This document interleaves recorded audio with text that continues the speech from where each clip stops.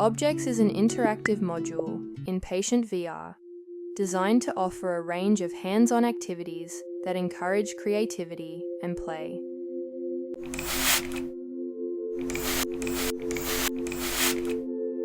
Patients can stack blocks, water a plant, or hit a ball with a ping-pong racket, all within a calming virtual environment.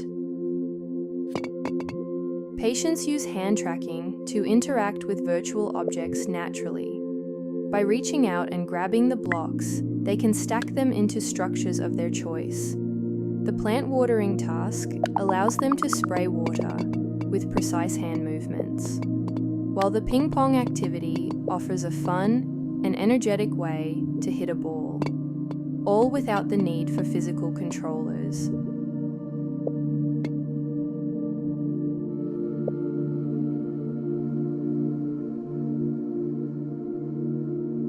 The Objects Interact promotes a blend of relaxation and gentle physical activity, improving hand dexterity, coordination, and problem-solving abilities. These activities encourage focus and mindfulness, with the plant watering offering a therapeutic, stress-relieving experience, while the ping pong task adds a playful, dynamic element.